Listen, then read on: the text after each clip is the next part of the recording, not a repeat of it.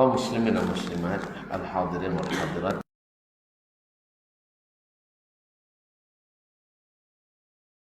Kesempatan ini kita sudah sampai pada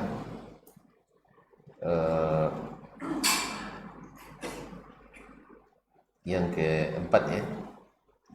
Adab yang keempat, yunsifuna mukhalifihim walau kanu mubghidina mashmumin. As-salaf rahimahullah ta'ala senantiasa menghormati atau menjaga kehormatan atau bersikap adil kepada orang yang tidak sependapat dengannya. Mukhalifin, yakni yang berbeda dengannya. Wa in kanu mabghudin, walaupun mereka dibenci dan tidak disenangi. Ya, apalagi kalau mereka yang mukhalif dalam masalah yang besar seperti dalam masalah akidah, masalah yang bersifat keyakinan, ini ikhtilaf yang besar, tetapi tetap hak mereka sebagai muslim untuk mendapatkan keadilan harus diberikan. Ini yang seperti yang disebutkan oleh Syekhul Islam Ibn Taimiyah rahimahullah ta'ala, dan beliau praktekkan sendiri, bahwasanya ahlul ahwa, ahlul bidah al-mukhalifin, mereka adalah selama tidak keluar dari Islam, maka haknya sebagai saudara muslim mesti tetap diberikan.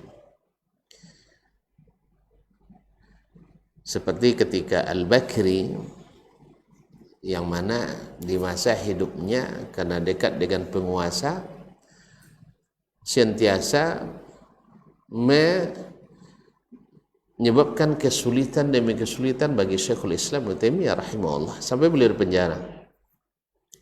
Tapi ketika meninggal, subhanallah, ini yang kita tidak bisa. Ini pula yang kita mungkin tidak mampu, karena keimanan kita yang lebih hebat dari mereka. Yaitu sebelum orang lain datang melayat, maka Syekhul Islam Taimiyah yang pertama datang melayat orang yang kalau dalam bahasa kitanya musuh bebuyutannya, yang sentiasa terjadi polemik yang sangat dahsyat antara beliau dengannya. Tapi ketika sudah meninggal, dia datang mengucapkan belasungkawa kepada keluarga yang ditinggal, sambil mengatakan, saya adalah pengganti ayah kalian. Apapun kebutuhan kalian silahkan sampaikan kepada saya. Saya insya Allah akan memenuhinya. Subhanallah. Kira-kira ayah dan anak-anaknya gimana sikapnya setelah itu? Kalau bahasa Mujawalainya, bahasa kampung saya, rupanya ayah kami yang sarau katanya. Tahu sarau? Artinya yang buruk perangai. Sebab selama ini digambarkan olehnya Syekhul Islam Ibn Taimiyah itu adalah orang yang keji, akhlaknya buruk, haus darah, seperti hari ini juga. Ahli hawa dan ahli bidah hari ini menggambarkan ahli sunnah yang sesungguhnya itu dengan orang-orang yang tidak berakhlak, tidak pandai senyum, kalau ngaji tidak ada senyum, gitu aja selamanya gitu. Itu yang digambarkan. Ya, semalam saya dikasih tahu sama adik saya, ada orang dulu di sebuah instansi, dia dapat fitnah bahwa Ustaz Dasman itu kalau ceramah tidak ada ketawa sedikit pun, tidak ada senyum sedikit pun, pokoknya keras gitu, pokoknya halal haram itu aja, bid'ah bid'ah. Subhanallah. Akhirnya sengaja dia ikuti kemana-mana. Beberapa tempat saya berceramah diikuti. Awak harap juga dia mengikuti supaya ikut ngaji, rupanya mengamati gitu. Ya, mengamati. Mudah-mudahan dapat pahala juga gitu. Jadi mengamati. Tapi masya Allah, ujungnya hasil dari penelitian dia ternyata fitnah, tidak benar. Apa yang difitnahkan tidak benar. Dia sendiri melahirkan sepula tanpa wawancara ya, tanpa wawancara, dan saya tidak tahu. Baru tadi malam saya tahu. Itu 12 tahun yang lalu. Itu 12 tahun yang lalu saya lihat. Masya Allah, acu ni kodok apa imanya? Acu ni kodok perginya. Tahu? Sering mengikuti. Kemana saya pergi dia ikuti. Rupanya meneliti. Ya. Apakah benar Dasman kalau ceramah keras, tak ada ketawa, tak ada senyum? Makanya terpaksa saya senyum-senyum sedikit lah, Pak. Ya, buat juga tuan-tuan tersenyum sedikit ya. Nah, Ma'asyarul kiram dirahmati Allah SWT. Nah, ini yang digambarkan pada Syekhul Islam. Tapi ternyata beliau rahimahullah ta'ala ya, tidak seperti kita. Lah mati pun orang tu masih dendam tak hilang. Kan tak hilang itu. Dah mati orang tu dendam juga tak hilang. Bahkan keluarganya yang tidak salah ikut menanggung apa yang sebenarnya mereka tidak tahu menanggung. Inilah perlunya kita menjaga adab ini. Imam Ahmad juga seperti itu. Ketika dikabarkan kepadanya wafatnya Ahmad bin Abi Du'ad, menyebabkan sering beliau dicambuk, dipenjara, tidak boleh ngajar, kena tahanan rumah, tahanan politik. Tapi ketika meninggal Ahmad bin Du'ad, dikabarkan kepadanya oleh muridnya dengan wajah yang berseri-seri, alhamdulillah ya, Buya, si fulan lah bungkang katanya. Tahu lah bungkang? Ya mati buruk lah itu kan, dah mati dia. Waihat katanya. Kenapa engkau gembira dengan matinya seseorang dalam kesesatan? Imam Ahmad rahimahullah menyayangkan dia mati dalam kesesatannya. Begitulah ahlus sunnah, begitu as-salaf, kaum muslimin dan muslimat dirahmati Allah SWT. Mereka bukan bergembira kalau matinya mereka dalam keadaan sesat. Ma'asyarul kiram. Qala As-Sam'ani rahimahullah, berkata Imam As-Sam'ani, itu Abu Sa'ad As-Sam'ani, salah seorang ulama di abad ke-5 Hijriyah. Dia berkata, Sa'altu Abu Sa'ad Al-Baghdadi, saya bertanya kepada Abu Sa'ad Al-Baghdadi an Abi Mansur ibn Syakruyah atau Syakrawaihi, an Abi Mansur ibn Asy-Syakrawaihi. Saya bertanya kepada Abu Sa'ad Al-Baghdadi tentang Abu Mansur ibn Syakrawaihi. Beliau ini seorang petinggi al-mutakallimin, al-Asy'ariyah. Nah, ikut mazhab Abu Hasan al-Asy'ari. Faqala, berkata Abu Sa'ad Al-Baghdadi tentang orang ini, Asy'ariyun, ini orang akidahnya Asy'ari. Apa itu Asy'ari? Yaitu tidak seperti as-salaf dalam meyakini sifat-sifat Allah Subhanahu wa ta'ala. Ini permasalahan dengan al-Asy'ariyah adalah masalah sifat, al-asma' was sifat. Ya, al-asma' was sifat, masalah akidah, di mana mereka tidak meyakini semua sifat yang terdapat dalam Al-Quran dan hadis Nabi Sallallahu Alaihi Wasallam, kecuali yang sesuai dengan akal dan logika. Bila tidak sesuai dengan akal, tidak sesuai dengan logika, maka ayat atau hadis itu antum tolak ya, ditahwilkan atau ditafwidkan. Ditakwilkan artinya dicari makna yang bukan asalnya, atau makna asal yang tidak ada qarinah untuk makna itu, jauh, atau tidak diketahui maknanya. Tafwid hanya Allah yang tahu maknanya. Sebab bagi mereka Ayat-ayat dan hadis-hadis sifat adalah ayat mutasyabihat. Adalah ayat dan hadis mutasyabihat. Kemudian di kalangan al-mutaakhirin al-syairah, mereka hadis dalam masalah al-aqidah tidak diterima. Tidak diterima dengan alasan logika lagi. Akidah hal yang yakin. Hadis kalau tidak mutawatir, hadisnya dhann.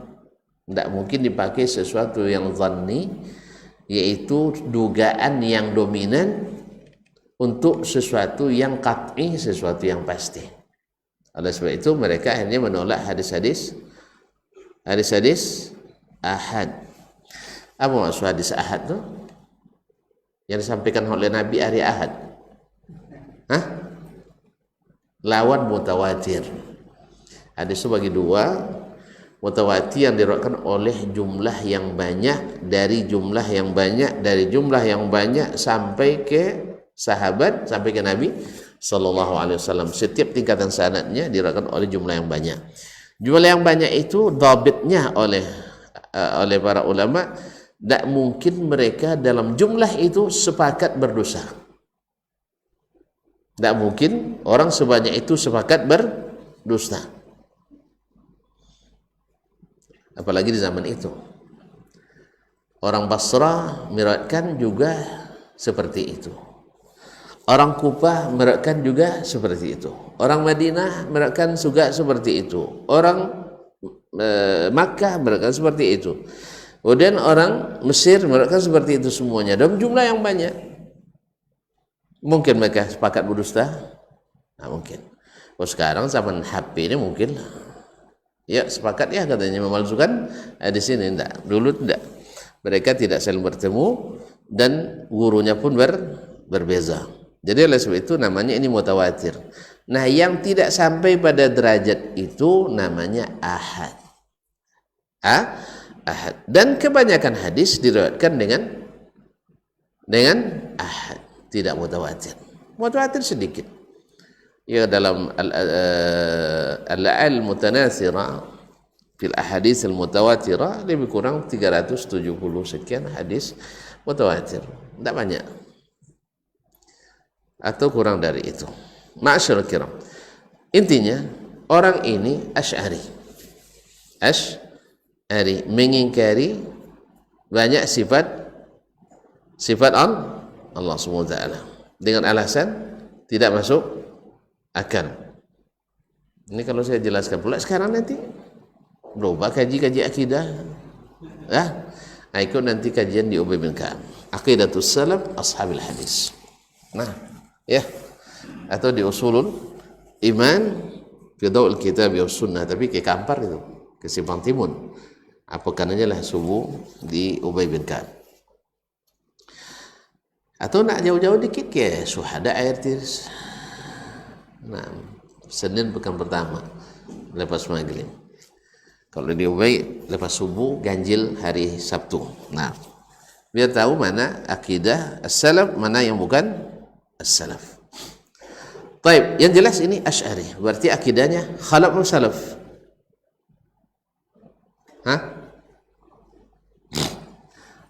Kalau ahlus sunnah itu salaf. Tapi kalau ahlul hawa itu khalaf. Nah, menurut istilah ya, menurut istilah. Kalau menurut bahasa nanti as-salaf itu orang dulu. Ya, termasuk yang sesat masuk salaf juga namanya nanti. Menurut bahasa. Al-khalaf yang datang kemudian, termasuk yang ikut sunnah khalaf juga namanya nanti menurut bahasa. Tapi ketika disebut as-salaf menurut istilah adalah mereka yang dahulu jenisnya tertentu, yaitu yang ikut Nabi SAW. Nisbat kepadanya adalah as-salafi atau as-salafiyah. Kalau yang ini nisbat kepadanya al-khalafi atau al-khalafiyah. Nah, ini sudah seluruh yang menyimpang dari jalan Nabi dan para sahabat itu namanya khalaf menurut istilah syar'i. Jelas ya? Nah, Nah, Asy'ari khalaf apa salaf? Khalaf. Ya, itu khalaf. Karena tak ada satupun dalil yang mengingkari sifat-sifat yang disebutkan dalam Al-Quran dan hadis. Semuanya mengisbat. Tidak ada pemahaman seperti ini di zaman sahabat, di kalangan as-salaf. Maka ini adalah khalaf. Nah, apa kata beliau? Ini hilang pula dari cerita siapa tadi? Nah, lupa lagi. Gara-gara lama-lama muter-muter, akhirnya pening. Nah, As-Sam'ani, Abu Sa'ad As-Sam'ani, rahimahullah, ulama abad keberapa tadi? Abad ke? 4, abad ke-5. Nah, sahibu kitab al-Ansab. Sa'altu Abu Sa'ad al-Baghdadi, saya bertanya ke Abu Sa'ad al-Baghdadi an Abi Mansur ibn Syakrawayhi, faqala, lalu dia menjawab, Asy'ariyun, dia Asy'ari, la yusallimu alaina, tak mau mengucapkan salam sama kita. Berarti sudah ada dari dulu, la yusallimu alaina. Jadi dari dulu sudah ada masjid ini, masjid itu sudah ada. La yusallimu alaina wala nusallimu alaihi, kita juga tidak salam pada dia. Walakinnahu kana sahihas sama'. Tapi kalau masalah hadis, sama'nya sahih, artinya riwayatnya sahih, diterima. Artinya apa? Bid'ahnya itu tanggungan dia. Tapi kalau dia jujur menyampaikan ilmu, ya kita terima. Jelas?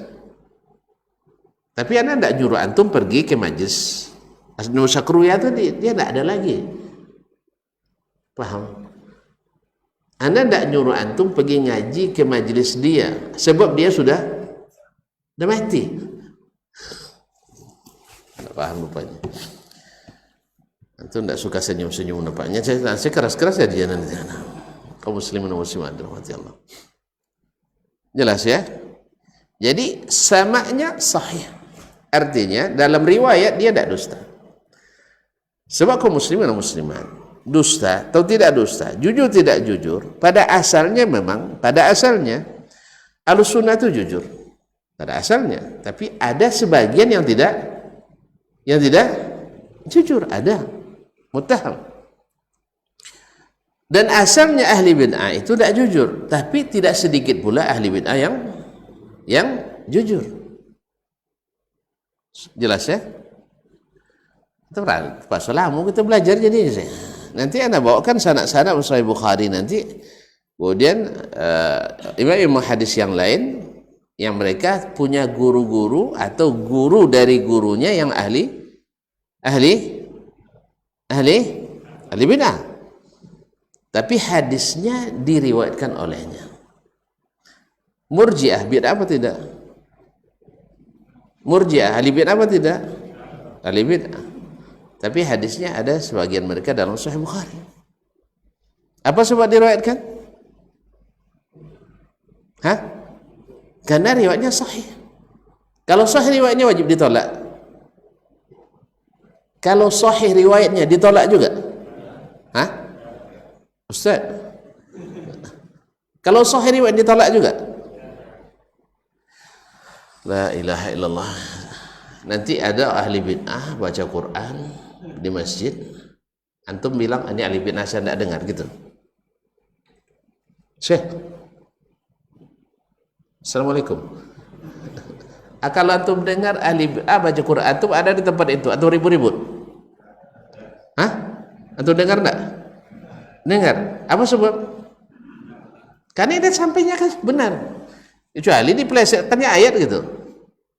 Kalau bacaannya Al-Quran ini sahih, ya kita terima. Jelas? Nah, demikian juga dengan hadis Nabi alaihissalatu wassalam. Ini kata beliau, dia Asy'ari memang. Dia ke kita nak ucapkan salam, kita pun nak ucapkan salam ke dia. Terjadi nufrah, munafarah. Karena memang bid'ah itu akan selalu berlawan dengan sunnah. Tergantung siapa yang mulai, tidak ada masalah. Siapapun yang mulai, bisa saja yang memulai ahli bid'ah, bisa saja yang mulai ahli as-sunnah. Pasti tidak akan bisa bertemu. Iya enggak? Betul pun enggak? Coba dikuasai masjid ini dikuasai oleh ahli sunnah. Boleh ahli bid'ah ceramah? Hah? Di sana masjid dikuasai oleh ahli bid'ah. Boleh ahli sunnah ceramah? Enggak. Kalau seandainya pengurusnya gado-gado, berarti masuk yang gado juga. Kalau itu kaum muslimin dan muslimat yang dirahmati Allah. Jadi itu sudah ada. Memang tidak bisa bersatu kalau tidak di atas sunnah Nabi alaihissalatu wassalam. Ada juga persatuan bisa karena kesukuan, ada bisa karena kesatuan organisasi, tapi tidak abadi yang seperti itu. Yang bisa menyatukan sesungguhnya itu adalah sunnah an-nabawiyah. Baik. Tapi maksud kita di sini, adab kita adalah bila benar yang disampaikan maka wajib terima. Itu aja. Itu adab kita. Yunsifun. Artinya kalau dia jujur kita katakan jujur. Walaupun dia ahli bid'ah. Dia ahli bid'ah tapi bapak itu pemurah, boleh sebut gitu? Boleh enggak? Ini enggak. Sebagian enggak. Pokoknya asal satu terbuat bid'ah oleh dia, seluruh kebaikan enggak ada sama sekali. Kan ada sebagian. Asal sudah digolongkan ke ahli bid'ah, yang kadang juga tidak jelas juga katanya. Sebagian hanya katanya gitu. Kadang-kadang katana. Nah, yang tidak jelas, semua amalannya seolah-olah enggak ada sama sekali. Baik. Wa qala Az-Zahabi rahimahullah, berkata Imam Az-Zahabi, masih ingat Imam Az-Zahabi? Masih? Siapa namanya? Abu Abdullah Ahmad ibn Uthman bin Qaymaz Az-Zahabi, wafat 748 Hijriah. 748 Hijriah berarti abad keberapa? Abad ke-8 malah. Kalau 700 abad ke-8, 600 abad ke-7. Nah, kalau 10 abad keberapa? Tahun 10 abad keberapa tuh? Hah? Abad 19? Abad 10 tahun 10 Hijriah abad keberapa? Abad ke-1. Kalau 100 1 abad keberapa?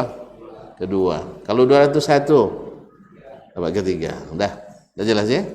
Jadi kalau 700-an berarti abad ke-8. Jadi abad dulu dihitung dulu baru selesai satu abad. Jelas Ustaz? Nah, jadi abad ke-8. Imam disebut dengan khatimatul hufaz. Itu penutup para hafiz. Hafiz Al-Zahabi fi tarjamati Hariz ibn Uthman Ar-Raji Al-Himsi, dalam terjemahan Hariz bin Uthman Al-Himsi, dia berkata kana mutqinan thabtan lakinnahu mubtadi'.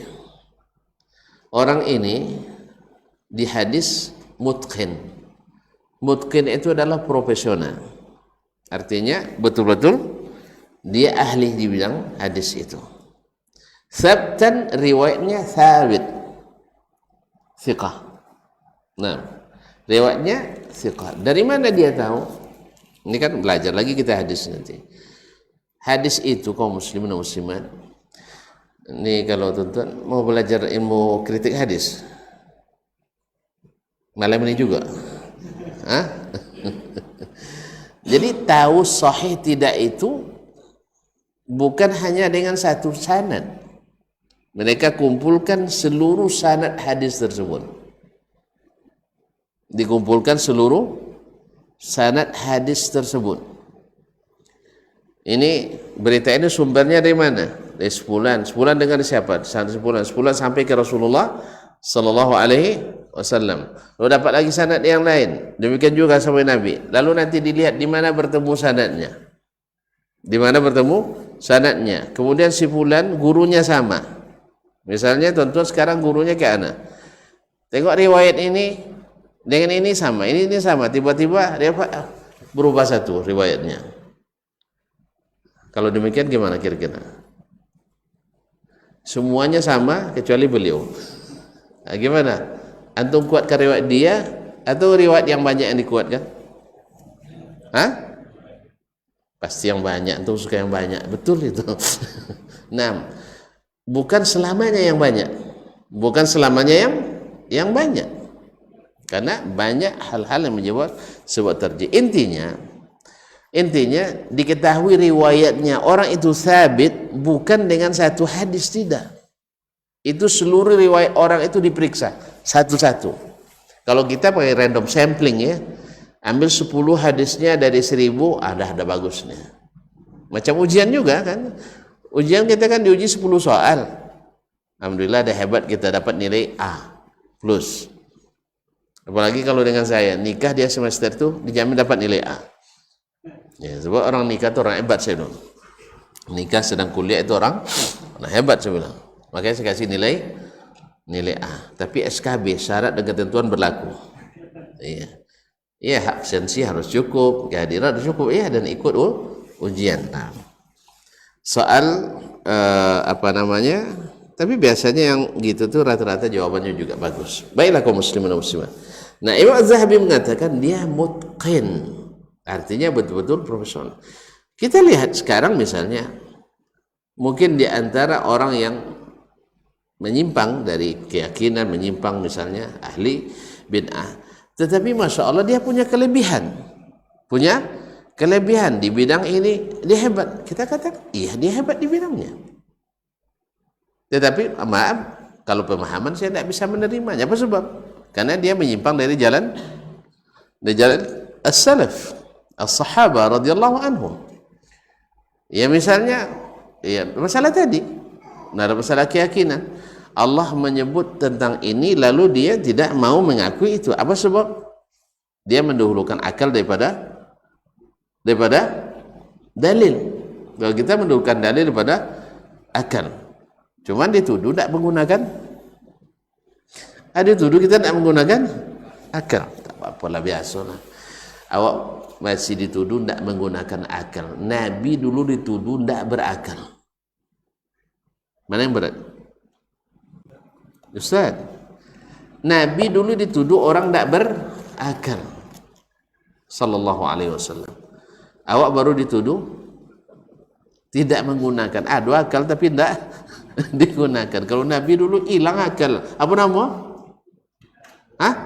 Dibilangnya Nabi gila oleh orang-orang yang tidak menerima apa yang sekarang kita sampaikan itu. Kan yang kita sampaikan apa yang kita sampaikan Nabi sallallahu alaihi wasallam, iya kan? Yang kita sampaikan yang disampaikan Nabi alaihi salatu wassalam. Nabi bilang tentang Allah begini, kita sampaikan begitu. Nabi katakan Allah tidak begini, kita akan nafikan itu. Tetapi ketika kita sampaikan hal yang sama tidak diterima oleh sebagian. Beriman dengan sebagiannya, bernolak sebagiannya. Yang sesuai dengan pikiran diterima, yang tak sesuai ditolak. Dikiranya kita tidak menggunakan akal. Apa aja? Tawaso dia kalau biar nak tahu kita ukur IQ kita, ayolah bertanding. Mana tahu kan? Yalah. Yang kedua dibuktikan dengan buat soal nanti kita gunakan untuk menggunakan akal apa tidak. Kalau orang nak gunakan akal, mana paham dia? Nah, wallahu musta'an. Baik. Jadi Imam Az-Zahabi rahimahullah tetap menyebutkan kelebihannya walaupun disebutkan pula kekurangannya, yaitu mubtadi'. Tapi dia ahli bid'ah, mubtadi'un.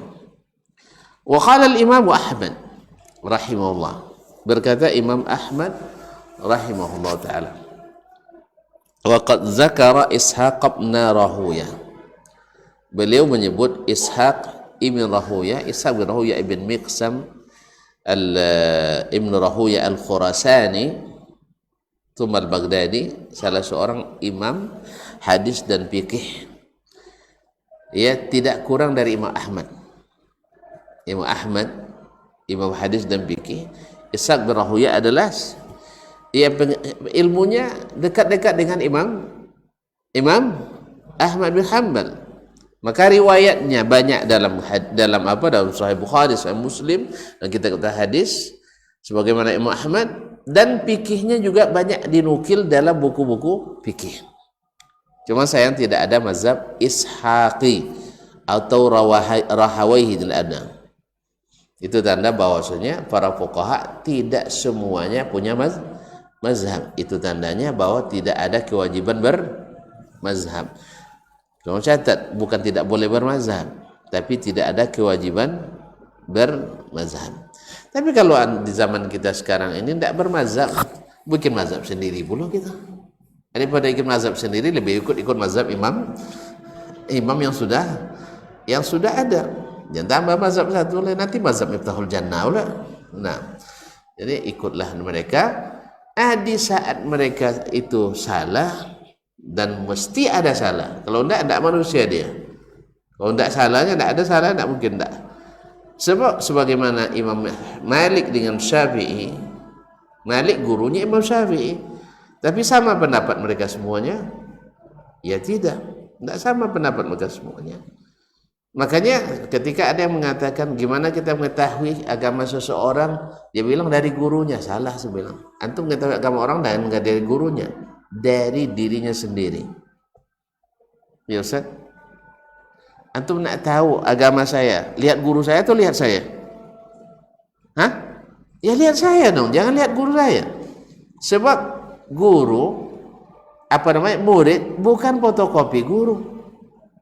Berapa banyak murid hebat tapi gurunya ndak hebat. Berapa banyak muridnya lurus, gurunya ya saya lawan ndak lurus. Berapa banyak guru lurus, muridnya bengkok. Siapa contohnya? Al-Hasan Al-Basri. Dia punya murid hebat tapi sesat, namanya Wasil bin Atha, pencetus aliran Mu'tazilah yang merupakan pokok pangkal segala kesesatan akidah dalam Islam. Semua penyimpangan, penyesatan akidah secara nalar itu berpunca dari pemahaman Wasil bin Atha tadi. Siapa guru? Siapa gurunya? Al-Hasan Al-Basri. Tuh, kalau nak tahu akidahnya lihat gurunya. Nak tahu akidahnya Wasil bin Atha, tengok gurunya. Enggak. Ini kadang-kadang ini keliru di lapangan. Coba agama, tengok guru dulu.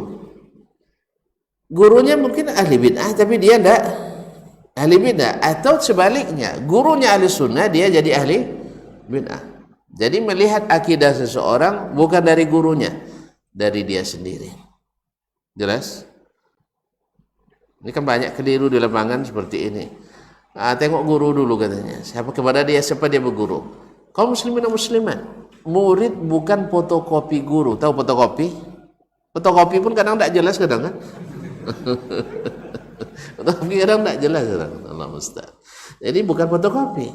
Imam Malik Imam Syafi'i berguru pada Imam Malik, tidak sama seluruh pendapatnya.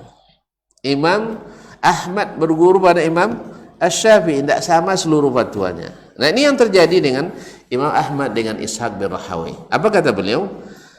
Lam ya'bur al-jisra ila Khurasan mithlu Ishaq. Tidak ada yang menyeberang sungai Khurasan lebih hebat daripada Ishaq ini. Diakuinya kehebatannya.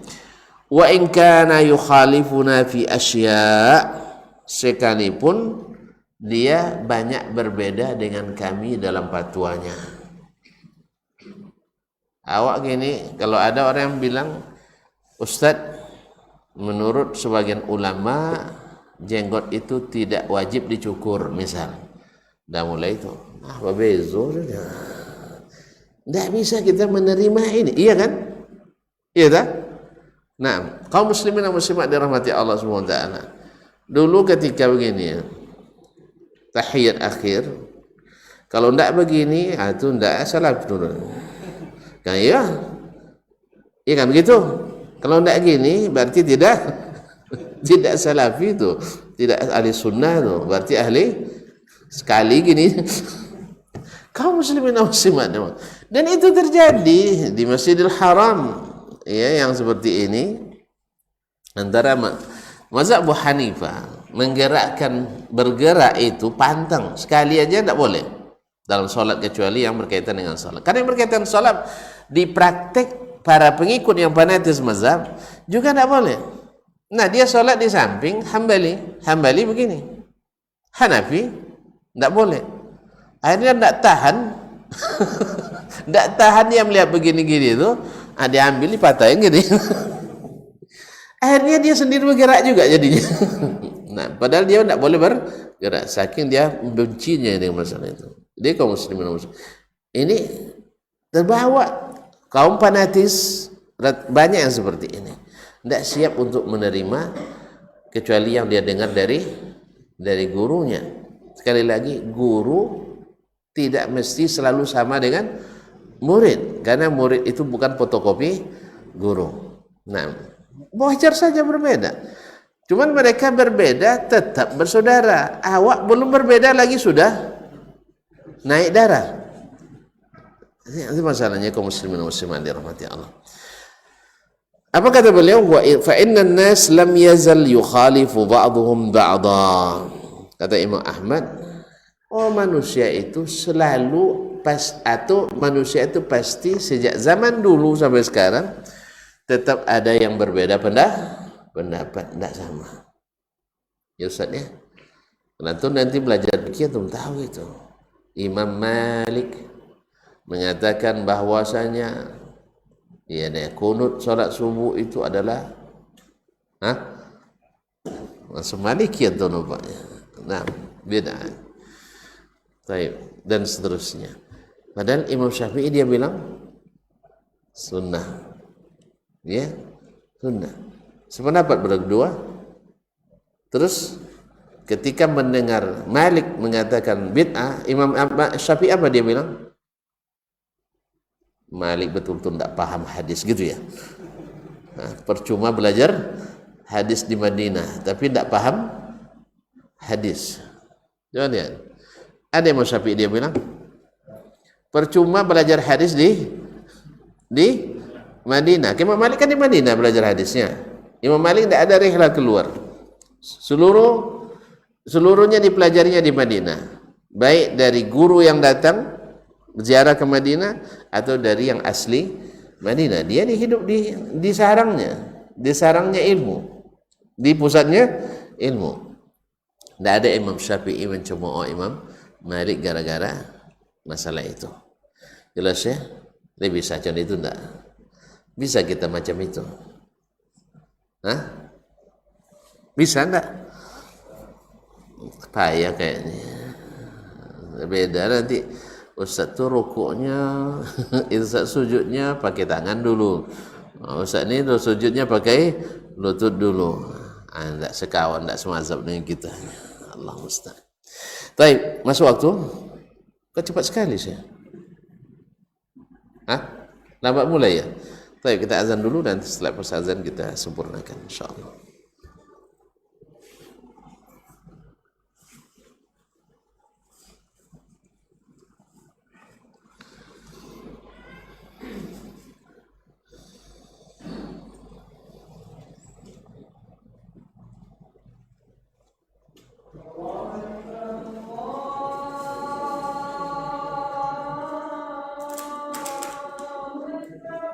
Allah Allah.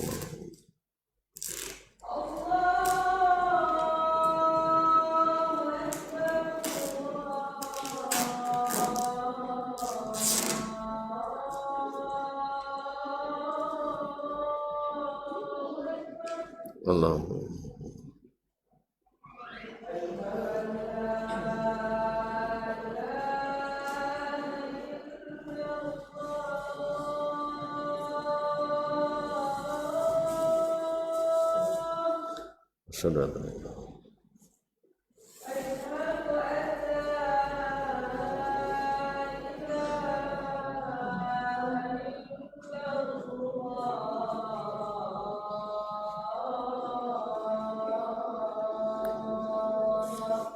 Saudara.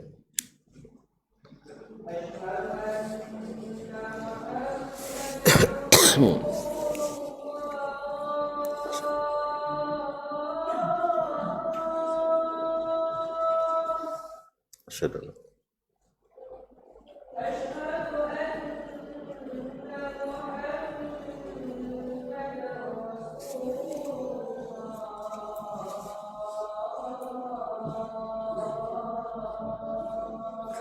asyhadu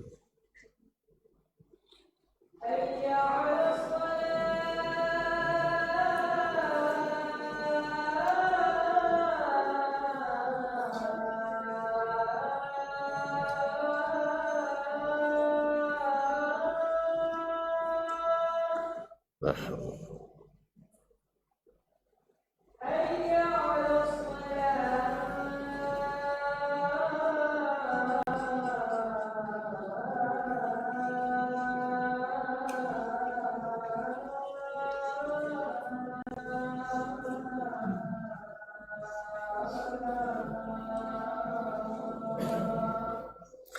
la haula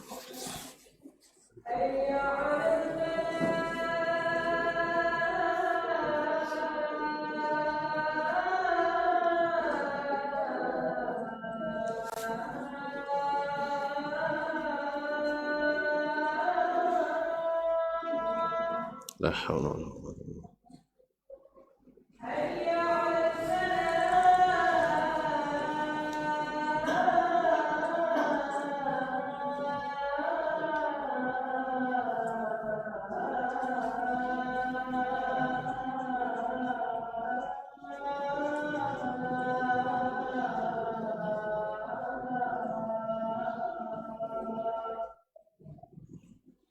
La haula wala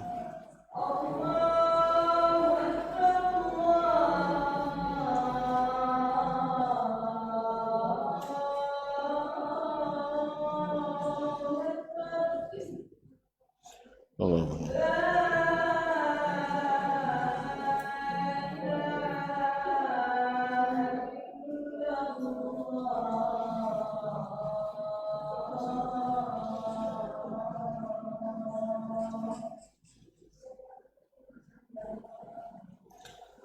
Allahumma rabbana was-salatul qa'imah.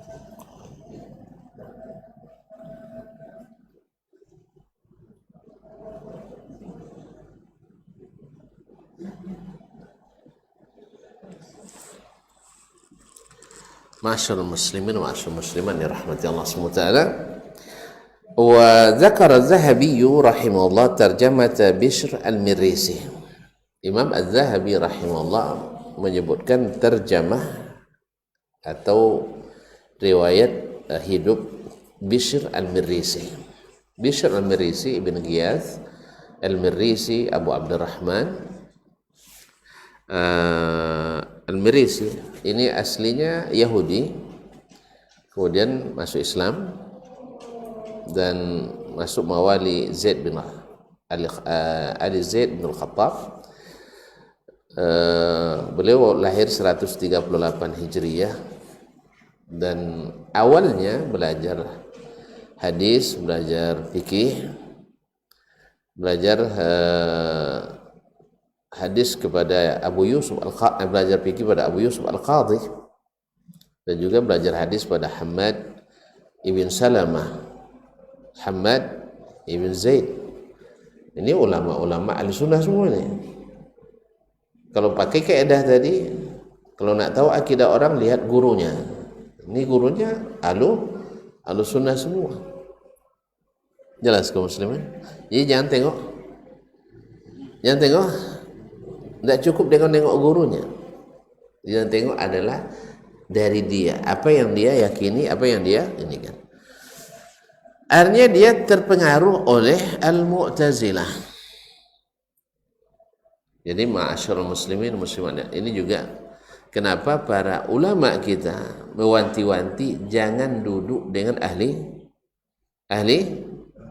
bid'ah. Cuma harus dipahami duduk di sini bukan duduk makan di kedai. Enggak, ada pula salah paham, kadang dah haus nak apa? Nak minum air kelapa, masuk ke warung tu, dapat kawan tak sepengajian. Nya sama ahlu sunnahnya tapi tak tidak sepengajian, tidak jadi minum di situ. Apa alasan? Tidak boleh duduk dengan ahli bid'ah.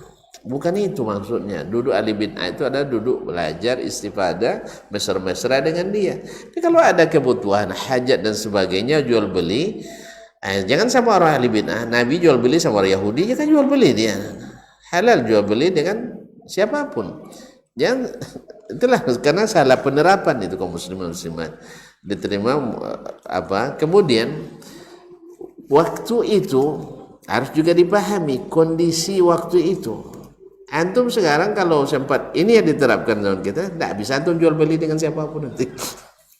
Mana yang banyak ahli bid'ah atau ahli? Jadi kaum muslimin dan muslimat dirahmati Allah. Jadi tidak sama dalam segala masalah. Ini sifatnya kan masalah mafsadah. Jadi para ulama melihat mafsadahnya di situ. Maka Bishr al-Mirrisi walaupun sudah belajar fikih pada pakarnya, murid Imam Abu Hanifah, Abu Yusuf Al-Qadhi. Murid terbaik Abu Hanifah adalah Abu Yusuf Al-Qadhi. Ini gurunya Bishr al-Mirrisi. Kemudian di antara ulama besar hadis di Basra waktu itu adalah Hamad ibn Salamah, Hamad ibn Zaid. Ini ulama besar terbesar di masanya di zaman itu. Tetapi karena dia terpengaruh atau belajar pada selain mereka, bahkan Sufyan bin Uyainah juga masuk di antara gurunya. Sufyan bin Uyainah, guru Imam Asy-Syafi'i. Guru Imam Asy-Syafi'i, seguru dia Imam Syafi'i dia. Imam Sufyan bin Uyainah. Nah, apakah sama hasilnya? Sama hasilnya? Guru sama, hasilnya beda. Itu biasa. Jadi kaum muslimin, makanya tidak guru yang jadi patokan, orangnya. Jadi kalau nak menilai agama orangnya, bukan gurunya dan bukan pula muridnya. Sebagaimana sekarang itulah orang kadang gara-gara belajar sebuah kitab lalu dia melakukan tindakan kriminal atau teroris misalnya, lalu disalahkan kitabnya. Yang belajar kitab ini miliaran, ya.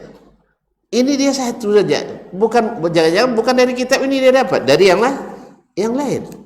Jadi kaum muslimin dan muslimat dirahmati Allah SWT, makanya menilai orang itu bukan menilai Islam dari Islamnya, bukan dari orang umat Islamnya.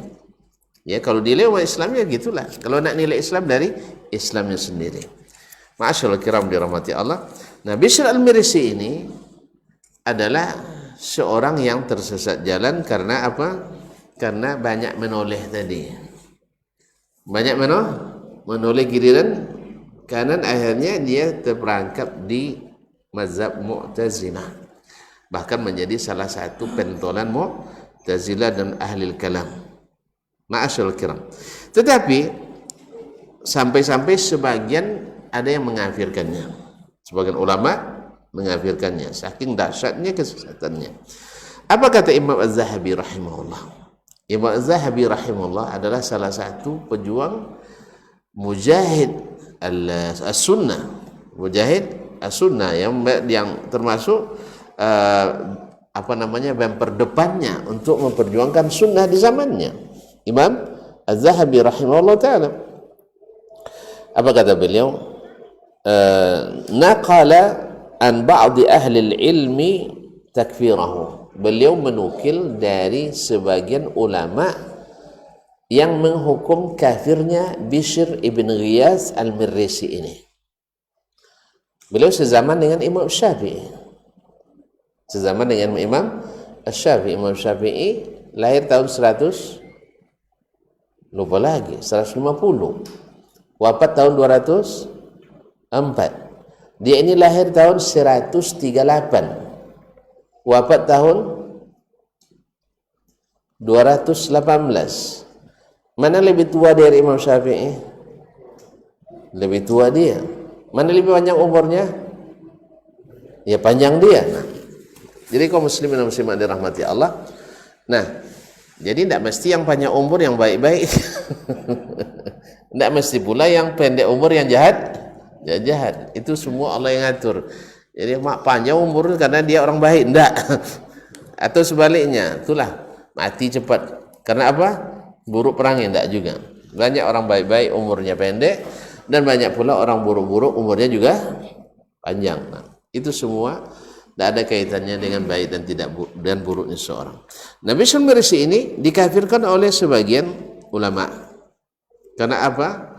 Karena banyak sekali kesesatan yang disebarkannya. Thumma qala, berkata Imam Az-Zahabi setelah menukil dari imam ulama-ulama yang lain, wa man kuffira bi bid'atin wa in jallat, orang yang dihukum kafir karena suatu bid'ah bagaimanapun besarnya, walaupun besar bid'ahnya, laisa huwa mithlal kafiril asli, tidak seperti orang yang kafir pada asalnya. Sama kata Imam Zahabi. Tidak, antum bilang sama. Masya Allah. Apa kata beliau?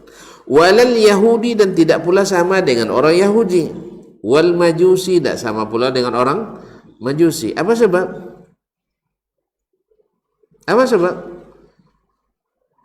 Ya Syekh, dia punya kalimat syahadat, kalimat asyhadatain, makanya tidak semua ulama mengkafirkannya. Jelas ya? Tidak semua ulama mengkafirkannya. Berarti kufurnya dia masih diperselisihkan. Kalau kafirnya orang Yahudi, khilaf juga? Kafirnya orang Yahudi, khilaf juga? Tidak. Nah, sesuatu yang disepakati dengan yang tidak disepakati, sama kedudukannya? Ya enggak. Lagu tuntun jawab nampaknya. Yang dipilih secara aklamasi dengan yang dipilih dengan perdebatan yang panjang, sama? Nampak dah ngantuk nampaknya. Masih baca 8. Nah, enggak sama. Kata Imam Zahabi, laisa huwa mithlal kafiril asli. Tidak sama dengan yang kafir aslinya. Walal Yahudi, sama dengan Yahudi. Walal Majusi, dan Majusi. Aballahu ayyaj'ala man amana billahi wa rasulihi wal yawmil akhir. Allah tidak suka menjadikan orang yang beriman pada Allah, dia percaya sama Allah, wa rasuli, beriman pada Rasulullah, dia mengucapkan asyhadu an la ilaha illallah, berarti percaya sama Allah, beriman pada Allah, beriman. Jadi kaum muslimin, cuman dia masuk subuhat yang seharusnya kalau dia tidak dekat-dekat, dia tidak kena tadi. Kalau sempat dia belajar sama Abu Yusuf saja, belajar Sufyan bin Uyainah, Hamad bin Salamah bin Zaid dan yang sejenisnya, tidak kena dia. Sebagaimana kita hari ini, awal ngaji sini, habis itu pindah ke, saya tidak tahu pindah kemana. Yang penting masuk ke ruang abu. Akhirnya yang jelas mati lampu. Nah, akhirnya lampu terang tu mati kembali. Orang biasanya habis gelap terbit terang. Ini putus aliran, lampu mati. Dia bisa di sini. Allah musta'an. Tapi kata beliau tidak sama orang yang beriman pada Allah dan Rasulnya, pada hari akhirat, kemudian puasa, salat, haji, berzakat, kata beliau, wa inirtakabal azaim, sekalipun dia berbuat dosa-dosa besar, wa dhalla, dan tersesat, wabtada, berbuat bid'ah, kaman ana dan Rasul, Allah tidak suka menyamakannya dengan orang yang mengingkari Rasul, wa abadal wathan, menyembah berhala, wa nabadas syara'i wa kafar, membuang syariat dan kafir, walakin nabra'u ilallah minal bid'ah wa ahliha, tapi kita tetap berlepas diri kepada Allah dari ahli bid'ah dan bid'ahnya. Paham maksud Imam Zahabi ini? Paham maksud Imam Zahabi ini? Kalau tidak paham, saya tidak selesai. Kalau tidak selesai, bilang paham. Imam Zahabi rahimahullah, ini orang bersyahadat tidak? Bersyahadat. Salat tidak? Salat. Puasa tidak? Berzakat tidak? Diakuinya tidak syariat ini? Diakuinya. Berarti dia imannya yakin, kufurnya ikhtilaf, zan. Ya. Seperti orang misalnya yang mengatakan saya tetap salat tapi apa namanya, bukan itu. Misalnya saya percaya dengan Al-Quran ini, saya percaya dengan Al-Quran, cuman saya tidak mau menerapkan hukum Al-Quran atau menolak hukum Al-Quran. Kafir nggak? Kurang jelas. Antum beriman pada Allah dan Rasul? Beriman. Tapi saya tidak percaya salat itu wajib. Apa hukumnya? Antum takfiri nampaknya. Hah? Tidak ada khilafnya. Orang yang mengingkari wajibnya salat, hukumnya kafir, kecuali orang yang baru masuk Islam atau orang yang tinggal di daerah yang tak pernah masuk siaran radio ke situ, tidak ada sinyal HP di situ, tidak ada televisi di situ, tidak ada orang kota masuk situ, baru dia pandai berpakaian setelah syahadat aja berpandai. Lalu kita bilang, Mas, sholat ya? Enggak, saya tidak mau sholat katanya. Mana sholat wajib? Sholat tidak ada wajib betul. Yang begini ya enggak, karena dia belum tahu. Tapi kalau sempat ditinggal di Pekanbaru, Pari Indah tinggalnya, ya, oh dia ada tahu sholat itu wajib, tiba-tiba diingkarinya, maka tidak ada khilafnya, orangnya kafir. Tapi sama enggak orang seperti ini? Dia tidak menyebut dirinya kafir, saya hanya mengingkari wajibnya salat. Sama enggak orang ini dengan orang yang kafir asli? Sama? Tidak sama. Itu maksudnya. Jelas? Atau ulama berbeda pendapat masalah orang yang meninggalkan sholat dengan sengaja. Dia mengakui wajibnya. Kalau yang tadi tidak ada khilafnya itu. Sekarang dia meninggalkan sholat tapi mengakui wajib sholat. Jumhur mengatakan keluar dari Islam. Imam Syafi'i tidak, saya tidak berani mengeluarkannya. Apa sebab? Dia masuk Islamnya yakin. Dia bersyahadat yakin Islam. Meninggalkan sholat karena malas, dia meyakini wajibnya tapi tidak dia laksanakan. Ini diragukan. Diragukan. Ya, apa bukan ragu sama hadis. Imam Syafi'i bukan ragu sama hadis. Kalau ragu sama hadis kafir pula nanti. Dia tidak ragu sama hadis. Kan Nabi katakan, "Man taraka salata muta'ammidan." Siapa yang meninggalkan salat dengan sengaja, faqad kafara bima unzila ala Muhammad, kufur kepada apa yang ditinggalkan yang diturunkan kepada Nabi Muhammad sallallahu alaihi wasallam. Nah, Imam Syafi'i tidak paham ya hadis ini? Paham enggak? Apa yang dipahaminya? Nah, dia memahami hadis ini adalah min babiz zajri wat tahdid.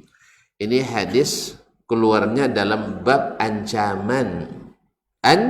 Ancaman boleh bahasanya berlebihan. Seperti laisa minna man ghasyana. Siapa yang menipu kami tidak masuk golongan kami.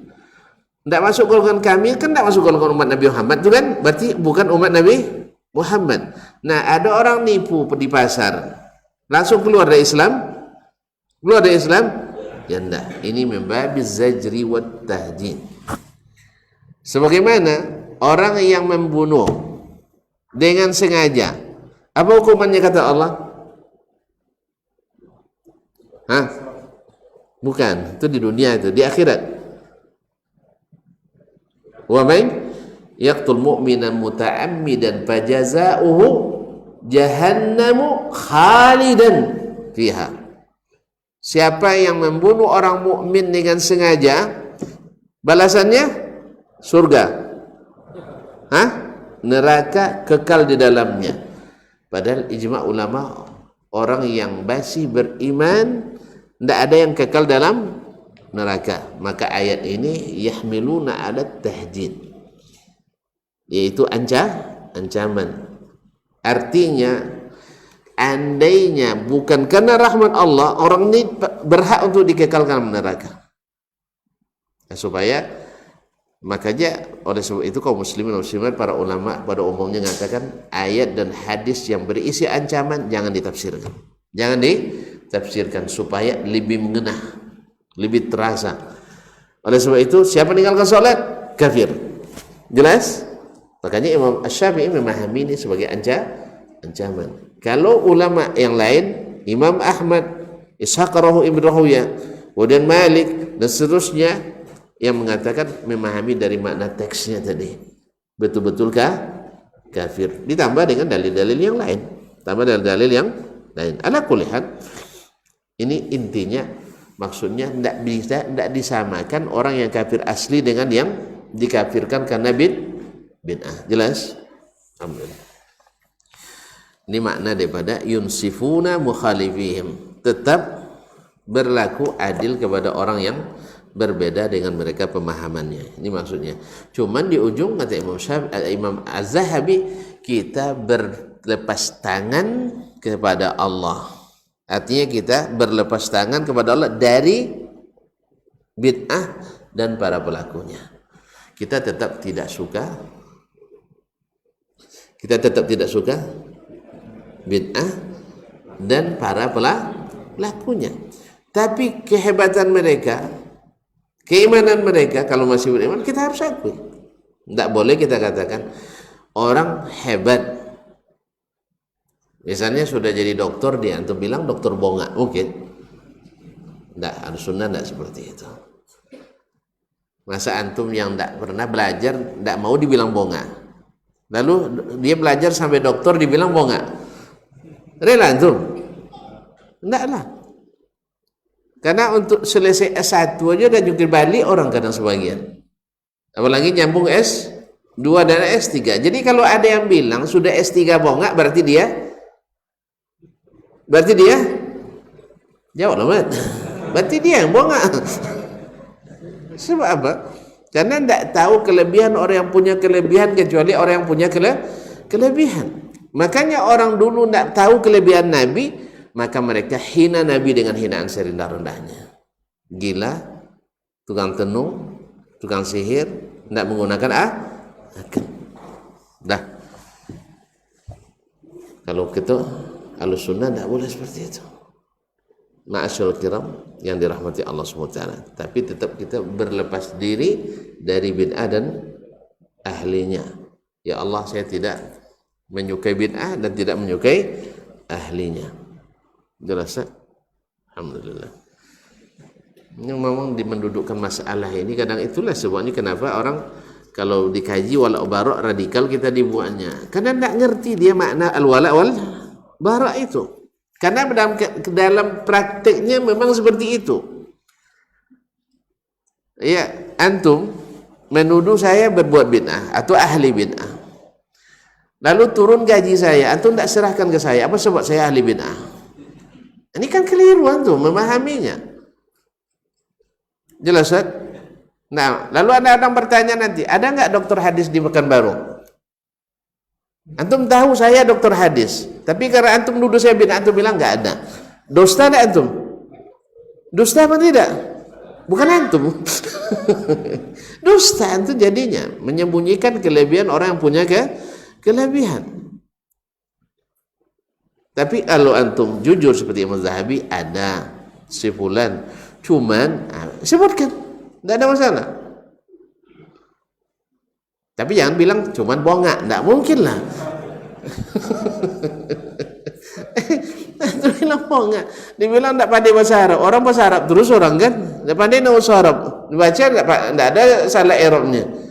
Awak yang nyebut tidak pandai bahasa Arab, tidak topik baju kadang. Jadi diketawakan kita sama keledai tetangga. Nah, antum nampaknya dah loyo ya. Kita selesaikan lah, biar besok bansul Kak Kojo itu kan. Taib. Wa Abdullah bin Muhammad Al-Warraq, dari Abdullah bin Muhammad Al-Warraq, salah seorang dari murid Imam Ahmad bin Hanbal. Ahmad bin Hanbal rahimahullah. Qala kuntu fi majlisi Ahmad bin Hanbal. Saya pernah duduk di majlis Ahmad bin Hanbal. Faqala, min aina akbaltum? Kalian baru datang dari mana? Ya, mereka baru datang. Dari mana kalian tadi? Qulna min majlisi Abi Quraib. Dari majlisnya Abu Quraib. Siapa Abu Quraib tuh? Hah? Guru Imam Al-Bukhari rahimahullah, atau guru-guru Imam Al-Bukhari. Abu Quraib Muhammad ibnul Ala ibn Quraib Al-Kufi, dikenal dengan Abu Quraib. Apa katanya? Dan dia thiqatun thabt. Mimajla faqala uktubu anhu fa innahu syekhun salih. Tulislah hadisnya, artinya terima hadisnya, karena dia adalah syekh salih, seorang syekh yang salih. Faqulna, lalu kami laporkan ke Imam Ahmad. Rupanya innahu yat'anu alaika. Abu Quraib tu, wahai Ahmad, Abu Abdullah, yat'anu alaika, merendahkan kamu. Artinya menyebut kelemahan atau menyebut ada aib Imam Ahmad. Artinya ya masa model lah, Ahmad tuh gini-gini dan sebagainya. Di sini kan tidak disebutkan apa maksudnya kan. Qala, lalu Imam Ahmad menjawab, fa ayyu syai'in hilati. Apa yang harus saya lakukan lagi? Saya sudah berusaha untuk sebaik mungkin kepadanya, tetapi dia tetap saja tidak mau menerima. Awak ada berusaha untuk, ya Imam Ahmad tentu tahu sendirilah perjuangannya dalam agama ini, tidak ada yang meragukannya. Cuma Abu Quraib tetap saja menganggap ada kekurangan Imam Ahmad rahimahullah. Ada orang yang Masya Allah, ya sejak jauh lah, bertahun-tahun kita bersamanya, mengkhidmat kepadanya, tidak pernah meninggi kepadanya. Ya, tiba-tiba karena suatu kepentingan hilang semua itu. Ya gimana lagi? Ya, Imam Ahmad mengatakan, fa ayyu syai'in hilati, apalagi yang bisa saya lakukan? Hilah, apalagi yang saya harus lakukan? Syekhun salih qad buliya bi. Dia orangnya syekh salih, tetapi diuji dengan saya. Mungkin ada sesuatu. Ini maaf kaum muslimin dan muslimat. Yang namanya orang berilmu itu tidak semuanya selamat dari godaan nafsu. Ya, mungkin wallahu alam Imam Ahmad ini namanya bersinar di mana-mana, karena di samping ilmu juga akhlaknya tinggi. Dan mungkin Abu Quraib tidak bisa menandinginya, kemasyhuran itu. Akhirnya dia mencoba pula melalui murid-murid untuk menarik simpati murid lah, dengan sedikit menyebut Imam Ahmad. Pahamnya? Paham baru enggak? Termasuk buat contoh, nanti tersinggung tuan kalau bagi contoh. Misalnya Ahmad itu, misalnya hafalan hadisnya, hadis si fulan dia tidak terlalu ini gitu misalnya. Jadi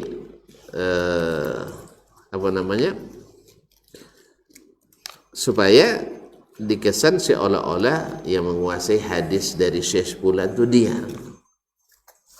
Mencari kelemahan seperti itu. Ala kulli hal, tapi Imam Ahmad mengatakan, saya tidak berlaku apa-apa. Dia yang sendiri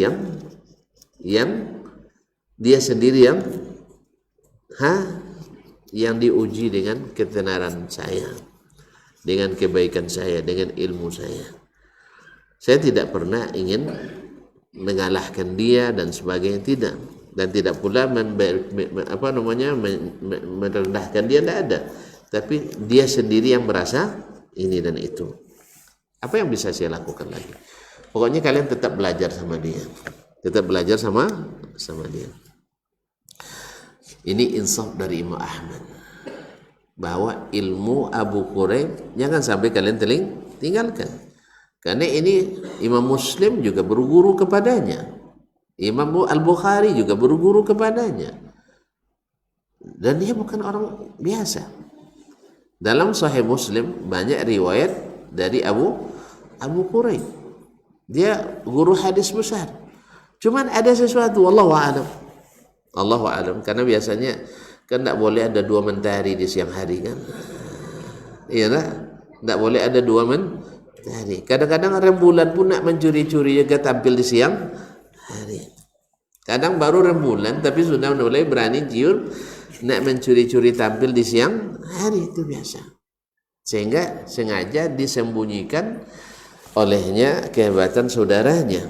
Kalau bisa ditutupi sama sekali, jangan sampai tampil. Tapi gimana lagi? Yang namanya emas tetap emas. Ya. Kalau minyak wangi antum tutup pun dalam botol, dia akan semerbak juga baunya. Sebagaimana barang busuk pun disimpan akan juga tercium juga. Wangi semerbak, busuk akan terbuka juga. Oleh sebab itu simpanlah yang wangi-wangi. Yang busuk-busuk cepat dibuang. Kalau ada antum mendengar sesuatu yang busuk, cepat aja dibuang. Ya, cepat dibuang supaya jangan jadi kita terbebani oleh bau itu.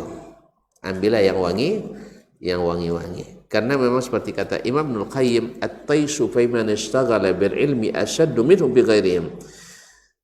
Hasad yang salah alamat itu lebih dahsyat di kalangan orang yang belajar ilmu daripada orang yang belajar yang lain, profesi lain. Subhanallah, Ibnul Qayyim orang yang ahli kejiwaan, ahli kesehatan fisik dan psikis. Beliau analisanya sangat dalam. Beliau mengatakan hasad yang salah alamat itu, at-taisu, asli kalimat taisu itu anak panah yang meleset, meleset, tidak tepat sasaran. Harusnya saya kepada senior saya tidak perlu hasad, tapi datang juga itu hasad. Sebab kalau dia ini naik, tempik gelombang, tuh gelombang radio. Orang takut tempik gelombang. Padahal sebenarnya kalau gelombang itu saling himpit, dia akan membentuk pemandangan yang indah untuk berselancar. Harusnya begitu. Cuman banyak yang tidak siap, gelombangnya terhimpit. Akhirnya berusaha untuk memadamkan lampu kawan, lampu dia sendiri juga tidak terang. Ya, lampu kawan ditutup-tutupi, lampu dia tidak bisa terang. Tentu tidak sama lah yang lampu 50 watt dengan lampu yang 5 watt. Sama? Tidak sama. Yang spanningnya turun dengan spanningnya naik, ya tidak sama. Tidak bisa sama. Kaum muslimin dan muslimat dirahmati Allah. Bagaimanapun retorika bisa membungkus, tapi tetap saja yang asli dengan yang tidak asli akan terendus. Oleh sebab itu kaum muslimin, jangan sampai ini bersarang dalam hati. Karena sesungguhnya kalau saya mengatakan begini, dan saya dapatkan dari guru-guru kami, dan guru dapat juga dari para ulama, bahwasanya kalau kau punya saudara yang lebih hebat, maka sokong dia. Karena apa? Setidaknya akan bilang itu temannya si fulan. Misalnya saya sama-sama alumni pondok pesantren Darun Nahdhah misalnya. Nah, kalau sebenarnya ada saudara saya yang jadi, atau senior saya yang jadi orang hebat, misalnya jadi rektor, jadi ini dan sebagainya, tersebut enggak saya? Tersebut. Di mana sekolahnya dulu? Di Darun Nahdhah. Oh, tempat dasman sekolah juga ya? Nah, itu tersebut. Daripada kita sibuk untuk merendah menjatuhkan orang yang sudah Allah tinggikan itu. Lebih baik kita nempel tenar saja di situ. Kan ya, timbal saya bilang, siapa itu? Oh, itu senior saya itu. Itu junior saya, junior mengangkat kita juga. Patutlah. Kan patutlah kan, itu kan patutlah. Kita patut apa enggak tahu lah, yang jelas patutlah katanya. Jadi ginilah kaum muslimin untuk menghilangkan itu. Bahkan Abi Zaib, Muhammad bin Rahman Abi Zaib di Madinah, dia merasa karena Imam Malik itu kan juniornya dia lebih senior.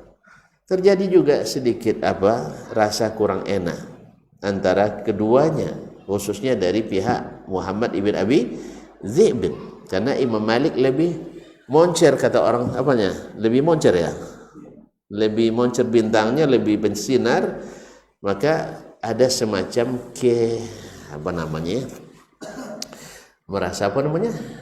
merasa teribet gelombang lah gitu, lebih kurang ya, lebih teribet gelombang.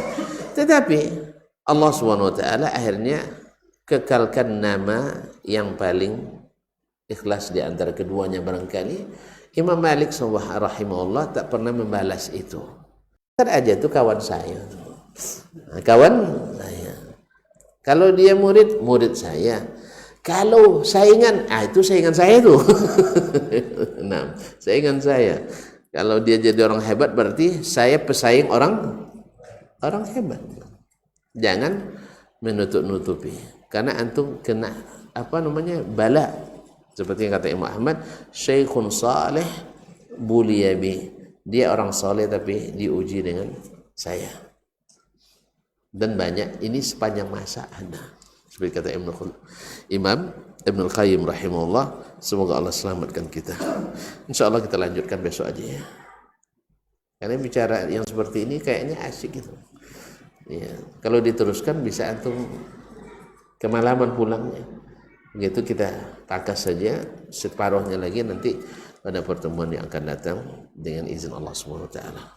Oleh sebab karena belum selesai juga, tidak ada pertanyaan, besok aja lah. Kalau ada pertanyaan catat aja dulu ya. Mudah-mudahan pertemuan pertemuan besoknya lupa lagi. Jadi terima kasih dan mohon maaf. Wallahu ta'ala alam wa sallallahu ala nabiyyina Muhammadin wasallam. Wassalamualaikum warahmatullahi wabarakatuh.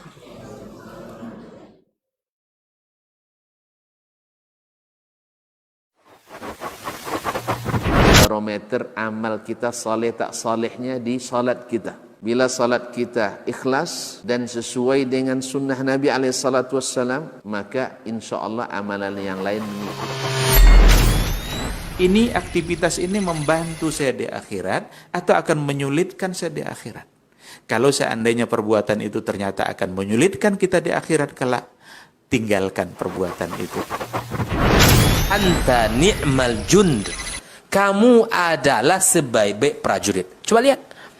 Kamu adalah sebaik-baik prajurit. Maka tujuannya adalah menghancurkan kehidupan rumah tangga.